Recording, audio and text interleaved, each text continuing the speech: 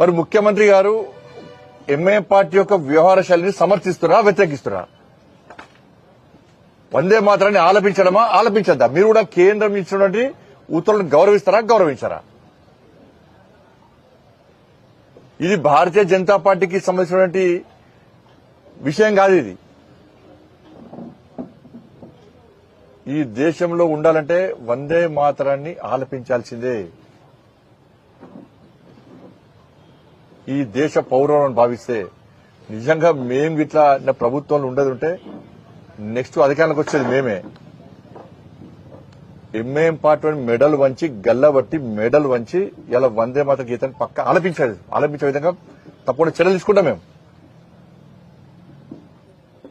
తెలంగాణ రాష్ట్రంలో ఉన్నటువంటి భారతీయ పౌరులను భావించే ప్రతి వ్యక్తి రాజకీయాలకు అతీతంగా వందే మాతర గీతాన్ని ఆలపించే విధంగా మేము పక్కా చర్యలు తీసుకుంటాం. ఎవడైతే వందే మాతర గీతాన్ని వ్యతిరేకిస్తారో వాడిని లోపడేసి కటకట లోపడేసి భారతీయత ఏందో, భారతీయత గొప్పతనం ఏందో, భారతీయత దమ్మేందో వాళ్ళు చూపడతాం. మేము మెడలు వంచి బెదిరించి వాళ్ళు ఏం చేయాలో అది చేసి ఇస్తాం.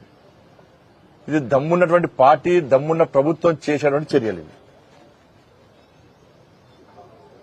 కానీ ఓటు బ్యాంక్ రాజకీయాలకు కకుర్తిపడి ఎంఏ పార్టీకి అడుగులో మడుగులో వాళ్ళ మోచేతి నీళ్లు దాక్కుంటూ కేంద్రం ఇచ్చిన ఉత్తర్వులను ధిక్కరించినా కూడా రాష్ట్ర ముఖ్యమంత్రి గారు, గౌరవ స్పీకర్ గారు స్పందించకపోవడం ఇంతకంటే సిగ్గుచేటి కూడా కాదు. దీన్ని ముఖ్యమంత్రి గారు చెప్పాలి, సమాధానం చెప్పాలి. ఎందుకు సమర్థిస్తారు? ఏ విధంగా సమర్థిస్తారు?